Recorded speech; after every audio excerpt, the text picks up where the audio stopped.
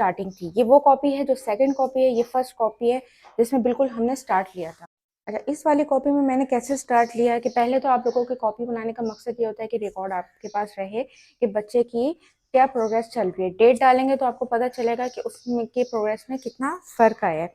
तो आप ये देख सकते हैं शुरू शुरू में बच्चे कलरिंग भी ऐसे करते हैं और बहुत ही मुश्किल से नखरे कर करके काम करते हैं, ये इजीली काम नहीं करते। इतना सा ही इन्होंने काम किया है, ठीक है। साथ में आपने अपनी कॉपी के अंदर क्रिएटिविटी लानी है, क्रिएटिविटी लाना ज़रूरी है जिससे बच्चा इंटरेस्ट लेगा, ठीक है। अभी देख सकते हैं मैंने क्या किया कि मैंने पेपर से ही कट आउट करके ना बैगन और ये बना लेते हैं। अभी ये देख सकते हैं आपने, मैंने पहले डॉट पे स्टार्ट किया था। अगर बच्चा डॉट पे ना लिखे तो किस तरह उसको अलिफ बे पे लिखवानी है। कभी कभी बच्चे कुछ हुर्फ होते हैं जो किसी तरह भी ड्रॉ करने के लिए तैयार नहीं हो रहे होते या उनको समझ नहीं आ रहा होता, तो उसके लिए ज़रूरी है कि आप लोग मेरी वीडियोस देखें जिसमें मैंने टिप्स दी हैं कि अगर किसी पर्टिकुलर हुर्फ, नंबर या लेटर पे बच्चा फंस जाए और वो ड्रॉ ना कर पा रहा हो तो उसके लिए बहुत सारी मैंने टिप्स दी हुई हैं। मेरी पिछली वीडियोस आप लोग देख सकते हैं और यूट्यूब चैनल के अंदर भी सारी मेरी वीडियोस, डिटेल वीडियोस मौजूद हैं। तो ये है एक्टिविटी। अब ये एक्टिविटी सबसे ईजीएस्ट और बजट फ्रेंडली है क्योंकि हमने पेप्सी का कैप जो होता है वो लेकर सर्कल हमने रैंडम ड्रॉ कर लेने हैं अपने ग्रिप्स के और साथ में बच्चे को चिपकाना है। बच्चे को बोर नहीं करना, कभी ये नहीं कि आज अब देखें आधा पेज मैंने अलिफ लिखाया है तो ये काम आप जो है इस तरह साथ एक एक्टिविटी कराते हैं तो वो बच्चा वहाँ बैठा भी रहेगा। इस तरह हमने उनका पहले टाइम बढ़ाना होता है और फिर उस टाइम को प्रोडक्टिव बनाएंगे। पहले आपने किसी तरह भी उस बच्चे के वहाँ काम करने का टाइम बढ़ाना है। अब आप उसको कहेंगे बेटा सिर्फ लिखो, वो कभी भी नहीं लिखेगा हर वक्त। थोड़ा सा उसको एक्टिविटी दे दें। इस एक्टिविटीज़ के लिए मैंने किताबें भी डिज़ाइन की हैं कि वर्कशीट, जाहिर सी बात है हर मदर ना वर्कशीट बना सकती है, ना टाइम होता है और ना आपके पास मटेरियल होता है कि हम वर्कशीट जो है प्रिंट आउट करें। हर किसी के घर में प्रिंटर भी नहीं है। ऐसी बात है मम्स जो हैं तो उनको उनकी आसानी के लिए मैंने वर्कशीट डिज़ाइन की हैं जिस तरीके से मैं पढ़ाती हूँ। जिससे ये होता है कि वो तो 1 पेज राइटिंग कर ली और फिर 1 पेज हमने एक्टिविटी कर ली। अब ये देख सकते हैं किस तरह काम करना है। ड्राइंग आपको जैसी भी आती है बना लें, ये कोई शर्त नहीं है कि हमें ड्राइंग नहीं आती तो हम बच्चे को काम कैसे कराएं।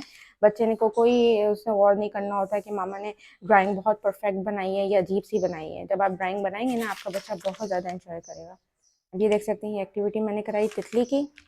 जब आप एक्टिविटी कराते हैं ना बच्चों को तो उनके जहन में वो हुर्फ बैठ जाता है कि किस हुर्फ से क्या चीज़ आती है, तो वो एक तरह से ना उनके जहन में बढ़ जाता है। अब आप ये देख रहे होंगे कि जब अलिफ बे पे हो रहा है या अलिफ मदा बे पे हो रहा है तो हम उसी से रिलेटेड एक्टिविटीज़ कर रहे हैं।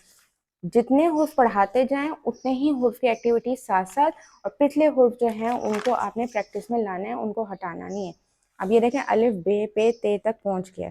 अब आपने गौर ये करना है कि बच्चा ट्रेस कर रहा हो या ना ट्रेस कर रहा हो, वो स्टेप सही ले रहा है या नहीं ले रहा, चीज़ इस पर गौर करनी होती है। अब ये लाइन में आप देख रहे होंगे इसने लाइन में नहीं लिखा। मकसद लाइन में लिखना नहीं है, मकसद ये है कि बच्चे को ये स्टेप याद था कि ऊपर से नीचे जाकर आगे जाके फिर ऊपर जाना है, स्टेप पे गौर करना है आपने। तो ये है कॉपी। अब इस कॉपी को आप देखें इस तरह की एक्टिविटीज नहीं है। आप देख रहे होंगे पूरा समझो 3 4 क्या 5 6 महीने मैंने सिर्फ एक ही चीज़ पे काम किया, अलिफ बे पे थे अलिफ बे पे थे, क्योंकि वो इससे ज़्यादा प्रोग्रेस नहीं दिखा रहा था। जब बच्चा प्रोग्रेस ना दिखाए तो आपने उसको जल्दी नहीं करनी क्योंकि आप घर में पढ़ा रहे हैं। घर में जब पढ़ाने का मकसद ये है कि आप अपने स्केड्यूल, अपनी टाइमिंग, अपनी चीज़ों के हिसाब से बच्चे का लेकर चल सकते हैं। और दूसरा ये है कि बच्चे की तबीयत हर बच्चे की अलग होती है। अब यहाँ पे इसने प्रोग्रेस दिखाई थी कि जब मैंने इसकी ट्रेसिंग हटा दी डॉट्स पे ले आई क्योंकि ये आगे प्रोग्रेस नहीं दिखा रहा था, तो मैंने फिर अपनी टिप यूज़ की जो कि मैं हर मदर को देती हूँ कि 4 डॉट डालें। 4 डॉट डालने के बाद इसने आखिर में जाके देख लें बगैर डॉट के इतनी सारी शक्लें बना दी। क्लियर हो गया कि इसको अब ये स्टेप याद हो गया।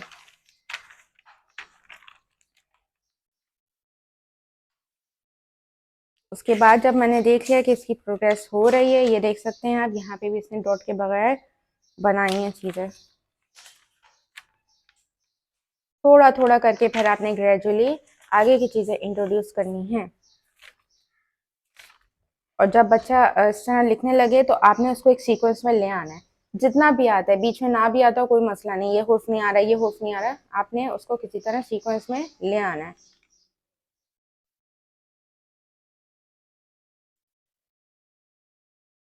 ठीक है, ये आपकी कॉपी हो गई।